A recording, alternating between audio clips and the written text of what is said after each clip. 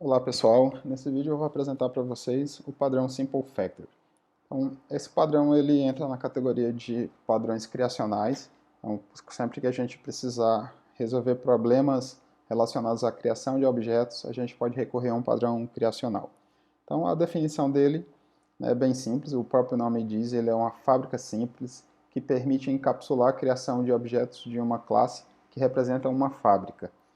Então, a gente pode, com esse padrão, criar uma fábrica de objetos. Então, ele não é de fato um padrão, ele pode ser definido como um modelo para a criação de objetos pelo fato da simplicidade dele. Os padrões de projeto do Goff e do Gang of Four, aquele livro famoso que introduziu os padrões, são padrões mais complexos. Então, esse aqui ele não entra na lista do Goff. O famoso livro também, Use a Cabeça Padrões de Projetos, ele deixa isso bem claro e ele brinca lá que ele dá uma menção honrosa ao Simple Factory pelo fato da utilidade dele, mas ele não é de fato categorizado como um padrão de projeto. Então vamos lá para a aplicabilidade do padrão, né? E a gente vai precisar entender algumas coisas antes de poder saber como que a gente aplica e por que a gente aplica esse padrão. Então, para a gente poder instanciar objetos na grande maioria das linguagens de programação, a gente usa o operador new, certo? E com isso a gente pode instanciar um objeto de um tipo específico. Apesar da gente poder fazer a declaração de variáveis dessa maneira, onde você declara a variável, define um tipo abstrato, mas no momento de instanciar, obviamente, como esse tipo é abstrato, eu tenho que especificar um tipo concreto. Se o tipo é abstrato, se ele é uma classe abstrata ou uma interface, eu não consigo instanciá-lo diretamente. Então, para a gente poder instanciar um tipo diretamente, a gente precisa de um tipo concreto. A gente pode ter alguns problemas, né, se existir uma lógica que define como que a criação desses objetos vai ser feita, né? Então, e aí como é que a gente faz? Então, se toda vez que você precisar criar um determinado objeto, você tiver uma lógica associada a essa criação.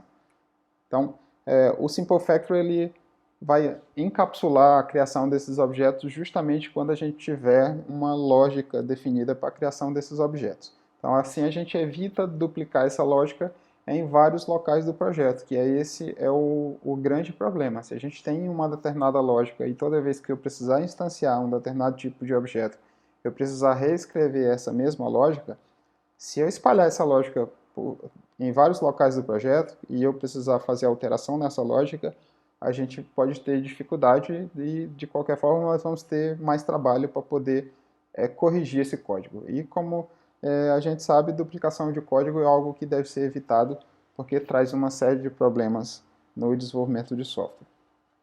Então, essa lógica ela é normalmente representada por um bloco de ifs que define, né, essas condições para a criação do objeto. E aí você imagina um bloco de ifs gigantesco, por exemplo, que você precisa espalhar esse bloco ao redor do sistema. Então é realmente complicado. Cada vez que você precisar fazer uma alteração, você vai ter que fazer a alteração em todos os locais onde você colocou aquele bloco de ifs.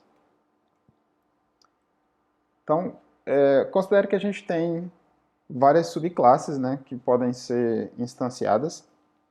E quando a gente faz o uso do operador new, substituir essas instâncias por uma outra subclasse pode ser trabalhoso se você tiver espalhado isso em vários locais do sistema, se você tiver um sistema grande para poder corrigir isso. Então, a Simple Factory, no final das contas, faz com que a criação de objetos de um supertipo fique encapsulada e centralizada. Então, se eu precisar fazer uma alteração, essa alteração ela vai ocorrer em um único lugar. Esse é o objetivo principal para a gente poder aplicar a Simple Factory. Então, aqui a gente tem uma modelagem de exemplo de como que a Simple Factory funciona. Então, a gente vai ter uma classe, que aqui no diagrama os nomes dessas classes são nomes apenas genéricos. Quando a gente for aplicar essa modelagem num problema real, a gente precisa dar nomes adequados de acordo com o problema que a gente tem. Então, a Simple Factory é a classe aqui principal, que define a implementação do padrão, e nela a gente vai ter métodos que vão ser responsáveis por instanciar um determinado tipo de objeto. Então aqui nesse exemplo eu tenho um método newObject, que vocês podem ver que ele é um método sobrecarregado, ou seja, ele tem duas versões diferentes, e você vai chamar uma versão ou outra de acordo com suas necessidades. Então, a implementação do Simple Factory, você pode ter essas duas versões diferentes desse método que instancia os objetos para a gente. A classe cliente, ela vai ser uma classe qualquer que vai fazer uso da Simple Factory, da fábrica, para poder instanciar os objetos para a gente, e assim o cliente vai poder utilizar esses objetos criados. Então esse método que eu chamei aqui de newObject, ele poderia ser new qualquer coisa, por exemplo, new produto ou new o nome do objeto que esse método é responsável de criar. E essa implementação que não recebe parâmetros aqui, que vocês estão vendo, se eu chamar esse método, a intenção é que ele sempre crie um objeto do mesmo tipo sempre. Então aqui embaixo a gente vê que a gente tem uma hierarquia de classes, onde eu tenho um tipo abstrato. Esse tipo abstrato pode ser uma classe, uma interface, qualquer supertipo. Essas subclasses elas herdam desse tipo abstrato. E a Factory, o que ela faz é definir toda a lógica, encapsular toda a lógica de criação desses objetos de acordo com as condições que a gente definir. Então, de acordo com as condições, ela pode criar esse tipo concreto 1, 2 ou um tipo concreto N, seja lá quantos tipos, né, quantos subtipos eu tenho aqui.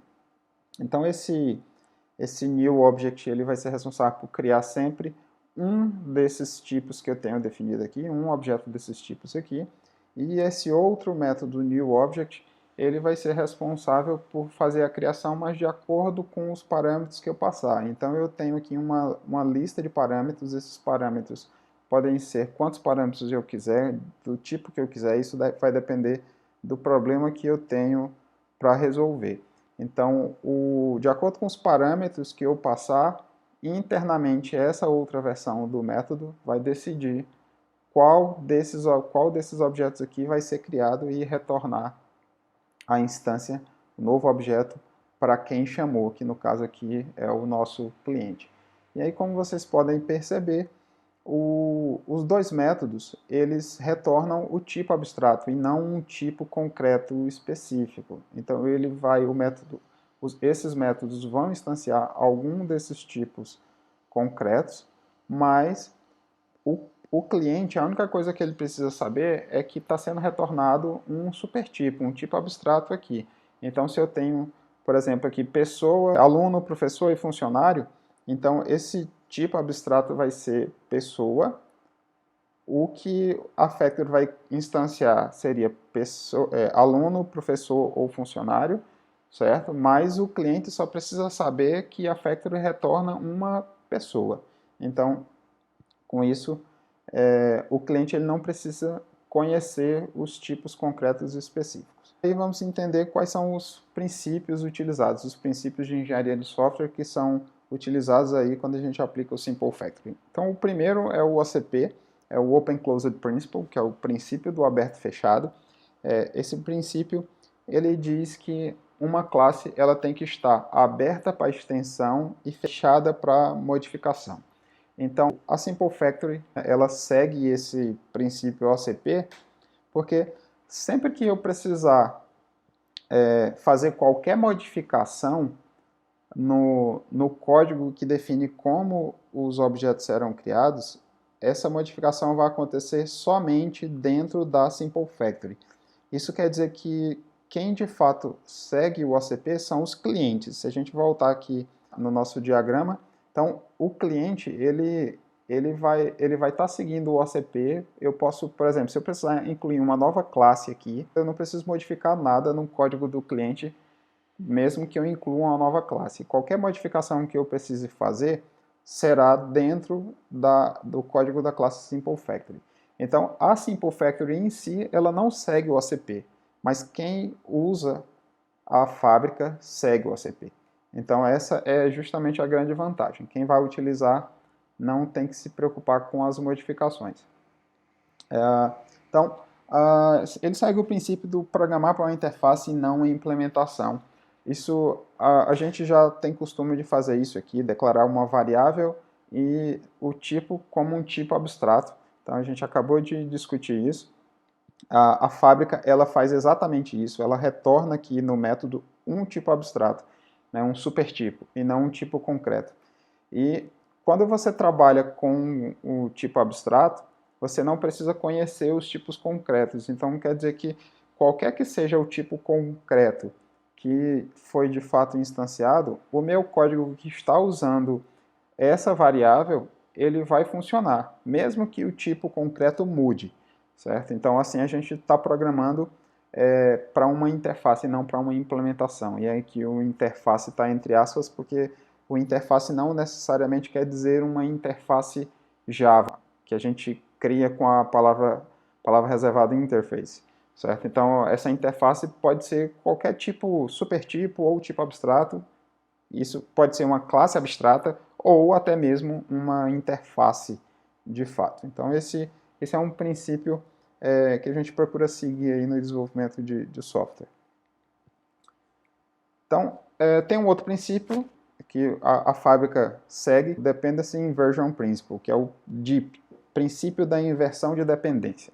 Esse é um princípio bastante interessante, né? Ele vai inverter as dependências. Então, como é que isso funciona, né? O cliente da factory, da fábrica, ele não depende mais de tipos concretos, por conta do princípio de programar para uma interface, para um tipo abstrato. Então, o cliente ele vai depender apenas de um tipo abstrato. Se a gente olhar a implementação sem utilizar o padrão, sem utilizar a factory, a gente vai conseguir chegar lá e entender como que a factory aplica esse princípio. Então a gente tem aqui a classe cliente. Essa classe cliente ela vai utilizar algum dos tipos que eu tenho aqui, algum dos tipos concretos. Então se eu não aplicar a factory, o cliente ele vai precisar conhecer, vai precisar saber cada um dos tipos possíveis, cada um dos tipos que ele pode instanciar. Então, toda a lógica de instanciação dos objetos concretos estaria dentro do cliente. Então, isso quer dizer que se eu criar uma nova subclasse aqui, o cliente ele precisa saber que essa nova subclasse foi criada e, obviamente, nesse caso, como eu não estou utilizando a fábrica, eu vou precisar alterar o código do cliente para que ele possa ter a possibilidade de instanciar objetos de uma nova subclasse que eu venha incluir. Então, assim, o cliente ele depende de cada uma dos tipos concretos, dos subtipos que podem ser instanciados. Com a fábrica, vocês podem ver que a ordem dos relacionamentos mudam, a direção dos relacionamentos mudam. Então aqui eu tenho o cliente, ele dependendo, essa seta pontilhada é uma relação de dependência. O cliente ele depende apenas do tipo abstrato. Isso quer dizer que ele não precisa conhecer nenhum dos tipos concretos definidos aqui embaixo. Se vocês seguirem a direção das setas, vocês podem ver que do cliente eu só consigo chegar no tipo abstrato, porque essa é a direção da seta. Mas não tem nenhuma seta que do tipo abstrato eu consiga chegar nos subtipos.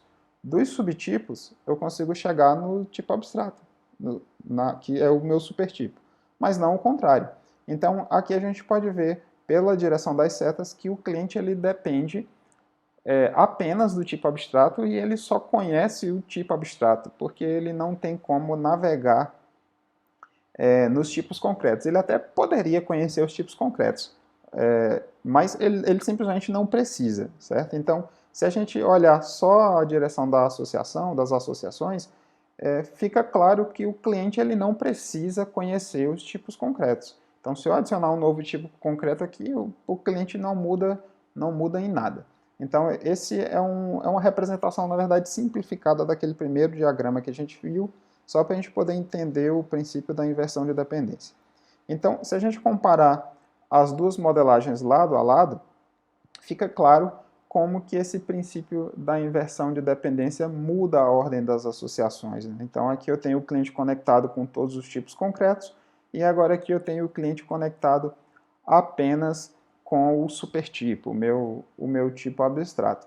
Então esse princípio DEEP, ele é um princípio extremamente importante, porque ele reduz o acoplamento. O acoplamento é o nível de dependência entre as coisas dentro do meu sistema, entre as classes, entre os módulos, entre subsistemas, seja lá o que for. Então, quanto menos dependências você tiver, mais fácil é de você dar manutenção do sistema, de você trocar um determinado elemento, a implementação de um determinado módulo, de uma determinada classe, para uma outra implementação.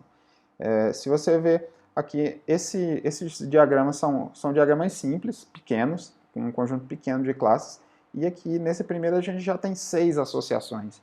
Então você imagina, sem a gente aplicar o DEEP, como que essas associações ficariam num sistema grande com muitas classes? Isso acaba virando uma teia de aranha, um emaranhado, e começa a ficar complicado até de entender o sistema. Então, esse princípio que a Factory aplica, o DEEP, ele é fundamental aí no desenvolvimento de software.